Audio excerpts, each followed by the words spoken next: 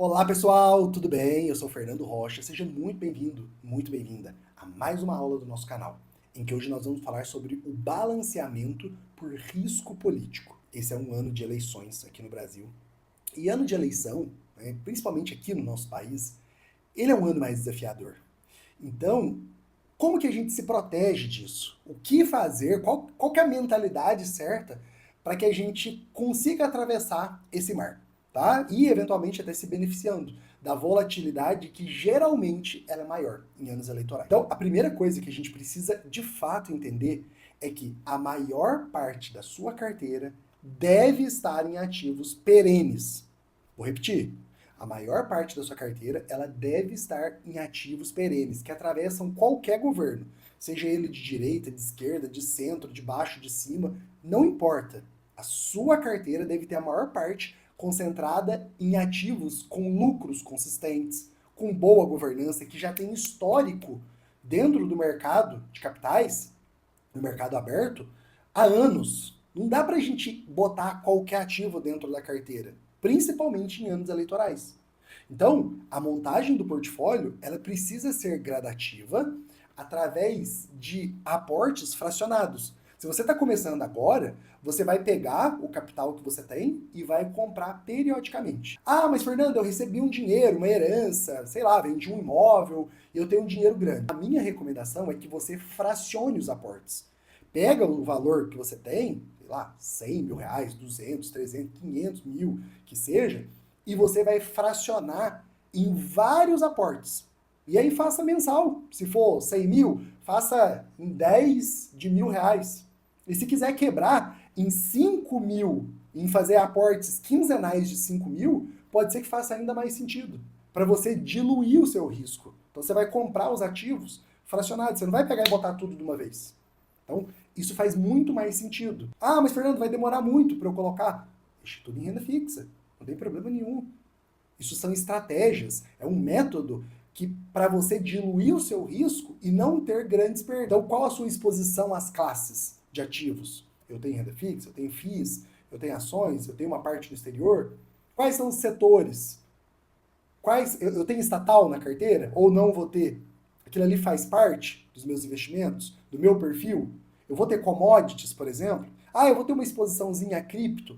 Tudo isso é de acordo com o seu perfil. E aí, depois você vai balanceando. Balancear mantendo o racional. Qual que é a minha estratégia? Porque a tua estratégia é o que vai fazer o seu método ser perene. Ele realmente, de fato, vingar. Aquilo ali precisa, não é uma coisa aleatória. Ah, eu vou comprar agora esse ativo, agora o outro. Não, você tem que ter um método. Que, de fato, é o método que vai te fazer ter resultado. Então, você vai construir o seu portfólio através do tempo. E aí depois fica muito mais fácil de manter. Porque o dinheiro pequeno, ele até aceita desaforo. Ah, eu vou investir 1.000, 2.000 reais. Tudo bem. Grandes erros não vão ter grandes perdas. Agora, para portfólio, patrimônio, acima de 100 mil, de 500 mil, de 1 milhão de reais, não aceita mais brincadeirinha.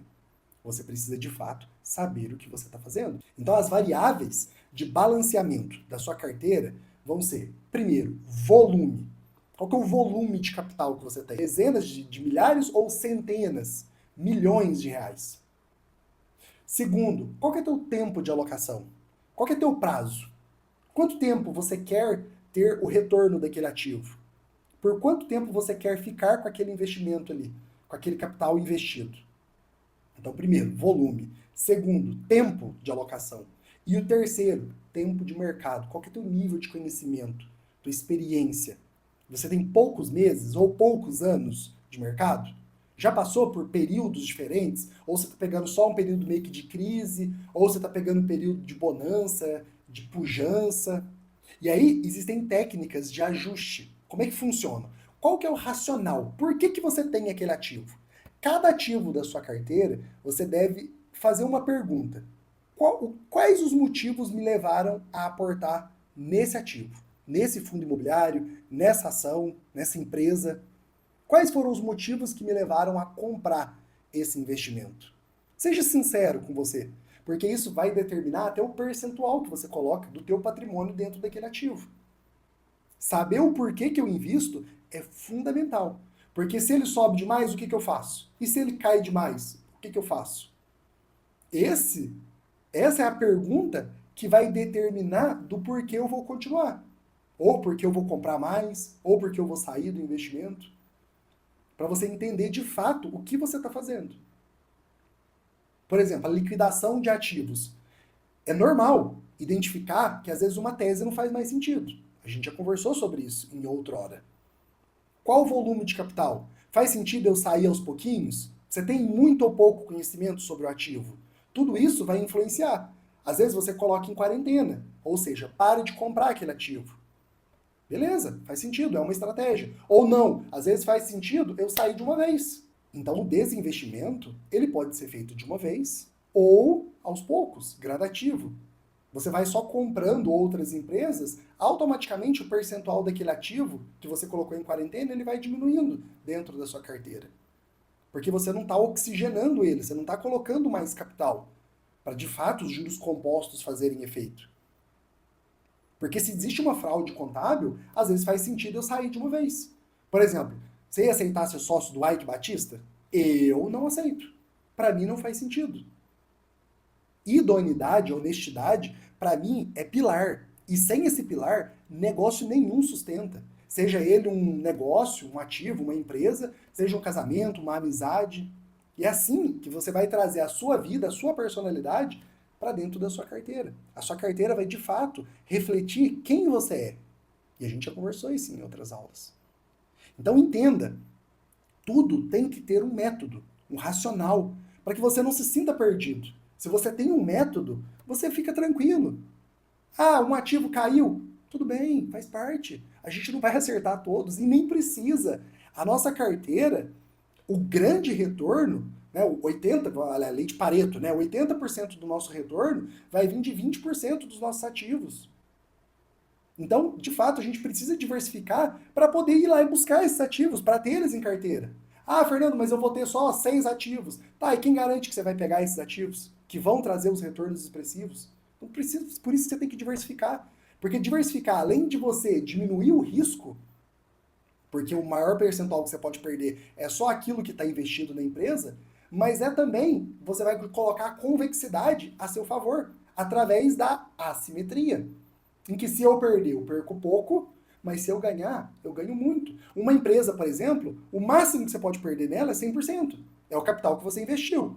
Não é igual uma empresa que você pode sair com dívida, com contrato de aluguel, passivo trabalhista, nada disso. Ações, você pode perder o máximo que você colocou. Então por isso que eu diversifico, porque o meu risco cai. Mas não é só por isso que eu diversifico. É para eu ter também ativos que vão explodir na minha carteira. Então, se eu diversifico bem, se eu coloco o meu capital em vários ativos, eu estou colocando as chances a meu favor. Só que o mercado financeiro não gosta de muita diversificação. E eles vão falar para você, não diversifica tanto. Acima de 15 ativos, não sei o quê, tem estudo. Balela. Balela. Uma carteira bem montada, ela tem que ter no mínimo 20 ativos. No mínimo. Eu afirmo para vocês. O ideal é que tenha 30, 40. Porque se você tem 20 ativos, o percentual maior, vamos supor, é 5%, porque 20 vezes 5 dá 100, né? Então o risco máximo que você está correndo é 5%. Desde que, claro, você tenha tudo, né, igualzinho ali, o mesmo percentual em cada ativo, dos 20. Mas se você tem 30, já cai para 3 e pouco. Se você tem 40 ativos, já cai para 2,5. Então você vai diluindo o risco. E aí os ativos mais consolidados, você pode deixar um percentual maior, e os ativos mais arriscados, você pode deixar um percentual menor. E tá tudo bem. É assim que funciona. Eu adquirir ativos dentro do meu portfólio. Então, a aquisição de ativos, ela vai basear em volume de capital, conhecimento. Eu vou entender se faz sentido, qual que é o nível de segurança, qual que é o histórico que aquele ativo tem, para eu, de fato, decidir se faz sentido entrar e qual o percentual. Porque, geralmente, a gente entra bem gradativo. Ah, eu vou colocar um ativo na minha carteira. Essa semana eu coloquei um lá nos Estados Unidos, um ativo novo que eu passei para os meus alunos. Então, qual que é o racional? Eu estudo a tese e eu fico namorando ela, olhando. A hora que eu vejo que faz sentido, que está num bom preço, eu vou lá e coloco. E aí eu passo para os meus alunos. Coloco um percentual pequeno, 0,5%, 1% no máximo da minha carteira. E a gestão de fluxo dos aportes eu vou fazer de forma periódica, de acordo com o que você vai trabalhando. Você não trabalha todo mês? Se você está aqui é porque você quer conhecimento. E aí eu parto da premissa que você poupa dinheiro. E aí esse valor da tua poupança, você vai todo mês oxigenar a sua carteira, colocar naquele ativo que ficou mais descontado, desde que eu entendo que a qualidade, os fundamentos dele se mantiveram iguais. E tá tudo bem. Com essa renda nova do teu salário, você vai aportar naquilo que ficou para trás, naquilo que caiu mais. E não, um ativo meu disparou na minha carteira. Eu não vou vender. Dificilmente eu faço uma venda. Até hoje eu só fiz uma venda de um ativo que disparou demais porque não tinha fundamento na minha carteira. E quem é meu aluno sabe. Eu já falei qual ativo que era esse. A gente fez um estudo, né, de todo o racional. Mas geralmente ativos que valorizam demais, eu seguro, eu mantenho na minha carteira. E eu não me arrependo. Então, tem ativos como o NVIDIA, que eu já fiz até vídeo lá no Instagram, que foi a minha primeira team bagger, né, valorizou mais de 1000% na carteira. Mas tem outros que estão próximos disso também. Então você vai ganhar de fato na espera. Pode acontecer em poucos anos? Pode. E tá tudo bem. Ou, que geralmente acontece, é no decorrer dos anos.